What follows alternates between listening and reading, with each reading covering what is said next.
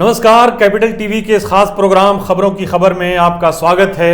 आज हम बात करेंगे पश्चिम बंगाल की। पश्चिम बंगाल की सियासत में ममता बनर्जी की जो चुनावी स्ट्रेटजी है उसके ऊपर बात करेंगे और ख़ास तौर पर ये परिप्रेक्ष्य जो रहेगा उसमें जो पीके जो जिन्हें प्रशांत किशोर के नाम से भी जाना जाता है वो नीतीश कुमार की पार्टी से निकलने के बाद अब पश्चिम बंगाल में ममता बनर्जी के पार्टी की स्ट्रेटजी जो है, चुनावी स्ट्रेटजी को बनाने के लिए वो वहाँ पर मौजूद हैं। उनकी पूरी टीम वहाँ पे मौजूद है।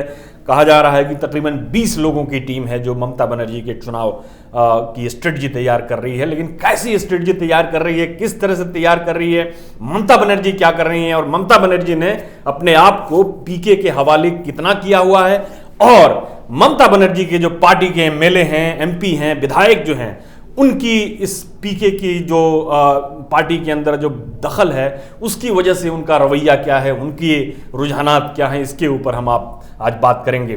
तो सबसे पहले लेकिन बात करते हैं ममता बनर्जी की बंगाल की। ममता बनर्जी की बंगाल में जो उनकी पार्टी है तृणमूल कांग्रेस, उसकी बात करते हैं। ममता बनर्जी जो हैं अभी काफ़ी बैकफुट पर हैं। उन्होंने कई तरह से मोर्चे खोल रखे हैं, एक साथ कई फ्रंट पे अपने आप को दिखाने की कोशिश कर रही हैं और कई तरह से अपने वोटरों को रिझाने की कोशिश कर रही हैं। सबसे पहले तो उन्होंने सीए के ऊपर एक बड़ा मोर्चा खोला भारतीय जनता पार्टी के खिलाफ और प्रधानमंत्री के खिलाफ, और उन्होंने न सिर्फ अपने स्टेट में एक हिंसात्मक आंदोलन होने दिया बल्कि खुद भी कई मार्चों को उन्होंने होल्ड किया और कई मार्चों को लीड किया उन्होंने, और कई जगह उनके पार्टी के जो कार्यकर्ता जो हैं वो इस कानून के खिलाफ जो धरना प्रदर्शन कर रहे थे उस धरना प्रदर्शन में शामिल हुई। साथ में उन्होंने इस कानून के ऊपर एक एनपीआर का जो मामला जो चल रहा था और उसके ऊपर नेशनल पॉपुलेशन रजिस्टर, उसके ऊपर एक ब्लिजरेंट रुख अख्तियार किया केंद्र सरकार के खिलाफ और राज्यपाल के खिलाफ, और ये दिखाने की कोशिश की कि इस कानून के ऊपर और इस मुद्दे के ऊपर वो अपनी सरकार तक खोने के लिए तैयार हैं। राज्यपाल को विधानसभा में जाने से रोका गया, उनको राज्यपाल की तरफ को ये धमकी भी दी गई कि आप चाहें तो हमारी सरकार को गिरा दें। ये इस तरह की बात हो रही है। लेकिन जो अंडर करंट है, जो ममता बनर्जी की जो सबसे बड़ी परेशानी है वो ये है कि वो भारतीय जनता पार्टी की ताकत से बहुत परेशान है। उनकी भारतीय जनता पार्टी ने जिस तरह से अपनी ताकत बढ़ाई है पिछले कुछ चुनाव में, और पिछला लोकसभा का जो चुनाव है, जो उसके नतीजे हैं, जो उसके आंकड़े हैं, उसने ममता बनर्जी की नींद हराम कर दी है। आपको बता दें कि जो लोकसभा का जो चुनाव हुआ था उसमें भारतीय जनता पार्टी को 40% वोट मिले थे, 18 सीटें। हालांकि ममता बनर्जी फिर भी 22 सीटों पर जीत गई थी, लेकिन 18 सीटों के ऊपर भारतीय जनता पार्टी का कब्जा हुआ था बंगाल के अंदर। तो एक तो यह है कि जो पार्टी के अंदर जो नाराजगी थी वो लोकसभा चुनाव के दौरान कई नेता जो थे वो भारतीय जनता पार्टी में शामिल हुए। तृणमूल के वरिष्ठ नेता जो है उसमें ममता बनर्जी की कार्यप्रणाली से प्रभावित होकर भागे थे, और उसका नतीजा ये हुआ कि भारतीय जनता पार्टी को उसका बहुत लाभ हुआ लोकसभा चुनाव में, और उसका वोट प्रतिशत जो है वो 40%। तो अब जो है जो सिटिंग एमएलए हैं तृणमूल कांग्रेस के, उनको डर सताने लगा है हार का। वो उनके चेहरों से भी जाहिर है, उनके हाव भाव से भी जाहिर है, वो पार्टी छोड़ने का भी मन बना रहे हैं। बहुत सारे ऐसे एमएलए हैं कि जो भारतीय जनता पार्टी का दामन थामने की तैयारी में है। वजह क्या है? वजह यह है कि ममता बनर्जी को सिर्फ 43% वोट मिले हैं। उनका हालांकि वोट प्रतिशत बढ़ा है, पिछले चुनाव में वो 39% के करीब था, अब जो है वो 43% हो गया, बढ़ गया उनका। भारतीय जनता पार्टी का वोट प्रतिशत जो है वो बहुत ज़्यादा बढ़ा, मतलब उसमें दुगना का इजाफा हुआ, 18% से लेकर 40% तक एक ज़बरदस्त तरीके का उछाल आया। तो उसमें क्या है कि कई ऐसे तृणमूल कांग्रेस के विधायक, सिटिंग विधायक हैं जो ऐसे क्षेत्रों से आते हैं कि जहां लोकसभा चुनाव में उनको हार का सामना करना पड़ा। तृणमूल कांग्रेस उनके विधानसभा क्षेत्र से हारी है। अब ऐसे विधायक जो हैं वो भारतीय जनता पार्टी की तरफ देखने लगे हैं। ये तो पहली बात हुई। दूसरी बात ये हुई कि जो ये आंदोलन जो चल रहा है सीए के खिलाफ और जो एनपीआर का जो मामला उठ रहा है, एनसीआर का जो मामला उठ रहा है, उसमें ममता बनर्जी को ये डर सता रहा है कि कहीं ये बैकफायर न कर जाए। एक तरफ तो उनको मुस्लिम वोट चाहिए, जो 28% मुस्लिम वोट हैं, करीब 92 सीटें ऐसी हैं कि जहां पे मुस्लिम चुनाव को प्रभावित करते हैं। मुस्लिम वोटर्स जो हैं बंगाल के अंदर वो चुनाव को प्रभावित करते हैं। 280 के ऊपर जो सीटें हैं, 290 के आसपास हैं, उसमें से जो 90 सीटें जो हैं वो मुसलमान वोटर जो है उसको प्रभावित करते हैं। तो मुसलमानों को ममता बनर्जी नाराज नहीं करना चाहती हैं। साथ में वो ये भी सुनिश्चित करना चाहती हैं कि हिंदू कंसोलिडेशन जो है वो भारतीय जनता पार्टी की तरफ ना हो जाए, और जो उनको सबसे बड़ा डर है वो है मुसलमानों के वोट का कांग्रेस या वाम दलों की तरफ मुड़ जाना। अगर जैसा कि हमने बताया कि 40% वोट भारतीय जनता पार्टी के पास है और 43% ममता बनर्जी के पास है लोकसभा में, अगर यही ट्रेंड जारी रहता है और जो मुस्लिम वोट है जो इन मास जो है ममता बनर्जी की तरफ गया है, जो मुस्लिम वोट है उसमें से 4-5% वोट भी अगर निकल जाता है ममता बनर्जी के झोली से, तो ये ममता बनर्जी के लिए घातक साबित हो जा सकता है। ममता बनर्जी ये चुनाव हार सकती हैं, क्योंकि हार और जीत के बीच सिर्फ 2-3% वोटों का फासला है भारतीय जनता पार्टी और ममता बनर्जी का।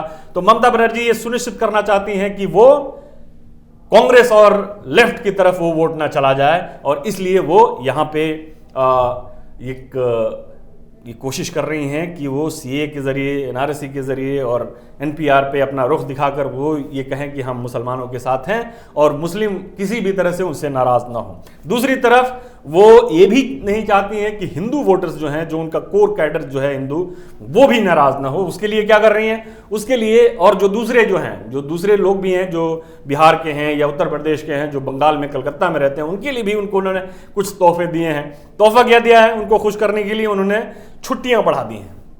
हिंदू त्योहारों की छुट्टियां जो हैं उन्होंने डबल कर दी हैं, दुगनी कर दी हैं। दुर्गा पूजा की छुट्टी डबल हो गई है, दिवाली की छुट्टी 2 दिन हो गई है, छठ की छुट्टी जो है उन्होंने 2 दिन कर दी है। तो इस तरह और जो छुट्टियां हैं उनको उन्होंने वो डबल कर दिया है, ज़्यादा बढ़ा दिया है। अक्टूबर में कहा जा रहा है कि अक्टूबर में दिवाली भी होती है, होली भी, दुर्गा पूजा भी होता है। तो मतलब ये है कि अक्टूबर महीने का आधा महीना जो है वो छुट्टियों में गुजर जाएगा। तो इस तरह का उन्होंने एक खुश करने के लिए प्लान बनाया। लेकिन अब क्या ये कारगर साबित होगा, ये तो आने वाला वक्त बताएगा। लेकिन जो एक दूसरी परेशानी है वो ये है कि ममता बनर्जी और पीके का साथ, पीके जैसा बताया कि नीतीश कुमार ने उनको अपनी पार्टी से निकाल दिया है। पीके ममता बनर्जी के चुनावी स्ट्रेटजी बना रहे हैं, और ममता बनर्जी जो कभी एकला चलो का नारा देकर उन्होंने ये अपना चुनाव कैंपेन शुरू किया था, उसमें अब कहने के लिए तो वो एकला हैं, अकेली लीडर हैं। उनके अलावा तृणमूल कांग्रेस में कोई ऐसा नेता नहीं है जो पार्टी को एकजुट कर सके, पार्टी को एक साथ रह सके। लेकिन अब वो एकला शायद नहीं है। नीतीश कुमार के साथ जो हुआ, नीतीश की पार्टी में जो हुआ प्रशांत किशोर के साथ, प्रशांत किशोर को उन्हें अलग करना पड़ा बाद में, वही स्थिति जो है यहां भी बन रही है बंगाल के अंदर। ममता बनर्जी ने अपनी पूरी चुनावी रणनीति जो है वो हवाले कर दी है प्रशांत किशोर के, और प्रशांत किशोर कई तरह के इसमें प्रयोग कर रहे हैं। जैसे दीदी के बोलो एक प्रोग्राम उन्होंने लॉन्च किया है कि जिसमें एक फ़ोन नंबर लॉन्च किया गया है और एक वेबसाइट लॉन्च किया गया है, जिसमें लोगों को ये कहा गया है कि अब अपनी बातें जो है रखिए और दीदी से पूछिए, यानी ममता बनर्जी से अपनी बातें रख के पूछिए। इसके अलावा तृणमूल कांग्रेस के झंडे में बदलाव किया गया है, उसकी जो चुनाव निशान है उसमें बदलाव किया गया है। इसके अलावा जो ग्रामीण लेवल पे जो इन्होंने ये किया है कि ग्रामीण लेवल पे एक स्तर के ऊपर जो कार्यकर्ता हैं उनको जोड़ने की कोशिश की जाए, उनको प्रचार करने के लिए। तो इसके लिए 1000 लोगों को प्रशांत किशोर को दिया गया है कि वो अलग अलग गांव में जाएं और गांव को लोगों को बताएं। अभी हालांकि बंगाल के चुनाव में तकरीबन 1 साल से ज़्यादा का समय बाकी है, लेकिन फिर भी अभी से ये तैयारियां जो हैं वो शुरू हो गई हैं। लेकिन जो जैसा कि मैंने बताया कि नीतीश कुमार के साथ आने के बाद इनकी पार्टी में, नीतीश कुमार के पार्टी में कई सीनियर लीडर थे जो ये हाई हैंडेडनेस की वजह से, ओवर इंटरफेरेंस की वजह से प्रशांत किशोर के उनसे नाराज़गी थी, उन्होंने नीतीश कुमार के सामने अपनी नाराज़गी व्यक्त की। तकरीबन वही हाल जो है यहाँ भी हो रहा है। कई ऐसे नेता जो हैं, दिग्गज हैं तृणमूल कांग्रेस के, वो एक खुली हैंड के लिए जो दे दिया गया है ममता बनर्जी की तरफ से इनको, उसको लेकर काफ़ी रिजर्वेशन रखते हैं और हो सकता है कि आने वाले दिनों में एक उसी तरह की भगदड़ मच जाए जो लोकसभा चुनाव के दौरान हुआ था, उसी तरह का भगदड़ जो है विधानसभा चुनाव, और ये बड़ा भगदड़ मच सकता है।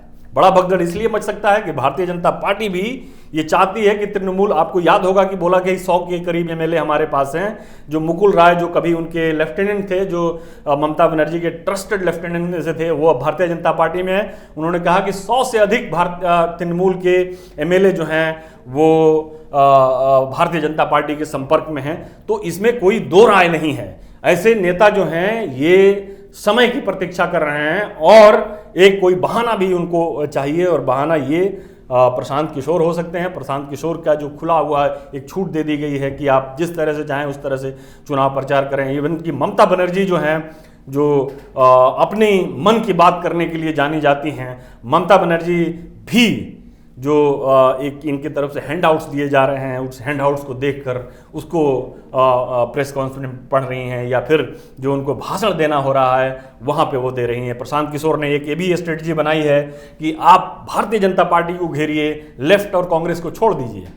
इस स्ट्रेटजी पे भी ममता बनर्जी काम कर रही हैं कि लेफ्ट और कांग्रेस जो हैं वो अगर एक दूसरा पोल खड़ा कर लेते हैं तो वो इनकी थ्योरी ये है कि भारतीय जनता पार्टी का जो वोट है उसको काटेंगे, तृणमूल का वोट नहीं काटेंगे। लेकिन ये एक बड़ी भूल हो सकती है अगर ममता बनर्जी कांग्रेस और लेफ्ट को मौका दे देती हैं उनको उभरने के लिए, उनको खड़ा होने के लिए। और ये दिया जा रहा है। आपको ये जानकर हैरानी नहीं होनी चाहिए कि पिछले कुछ वर्षों में तृणमूल के कार्यकर्ताओं द्वारा लेफ्ट के कार्यकर्ताओं के ऊपर हमले बंद हो गए हैं। अभी हालांकि जुबानी हमलों का दौर जो है ममता बनर्जी की तरफ से जारी है, लेकिन उस तरह के अग्रेसिवनेस जो है लेफ्ट और कांग्रेस की तरफ नहीं है जिस तरह से पहले था। खासतौर पर लेफ्ट के खिलाफ जो तृणमूल कांग्रेस का रुख था वो अब बिल्कुल बदल गया है।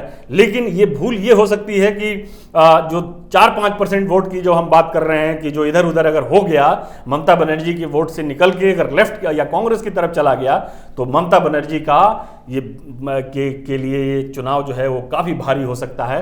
और लेफ्ट और कांग्रेस को एक खुली छूट दे देना एक स्ट्रेटजी के तहत जो वो उनके भारी पड़ सकता है। साथ में जो बिहार में हुआ था पीके की वजह से, वो भी एक बड़ी वजह हो सकती है कि एक मोमेंटम जो है वो शिफ्ट हो सकता है जब तृणमूल से पलायन का जो सिलसिला शुरू होगा उसकी वजह से। और इसके लिए जिम्मेदार जो होंगे वो पीके ही जिम्मेदार होंगे। हालांकि ममता बनर्जी एक इस चीज़ को सुनिश्चित कर रही हैं कि वो वही जो हैं वो पार्टी की कमान है और उन्हीं के कमान में पार्टी है, और जिसको जहां जाना चाहता है वहां जाना चाहे। एक बोल्ड फेस जो बोलते हैं वो बोल्ड फेस जो है उन्होंने दे रखा है। लेकिन सच्चाई ये है कि ममता बनर्जी डरी हुई हैं। पीके को उन्होंने पूरी तरह से एक खुली छूट दे रखी है और पीके ही उनको इस चुनाव में गिराएंगे भी और उठाएंगे भी। फिलहाल के लिए इतना ही, इजाजत दीजिए, नमस्कार। अगर आपको हमारा वीडियो पसंद आया हो तो इसे लाइक करें, हमारे चैनल को सब्सक्राइब करें और हाँ, बेल आइकन दबाना ना भूलें ताकि आप तक हमारे वीडियो की नोटिफिकेशन पहुंचती रहे। आप अपना सुझाव हमें कमेंट बॉक्स में दे सकते हैं। हमारे साथ जुड़ने के लिए शुक्रिया।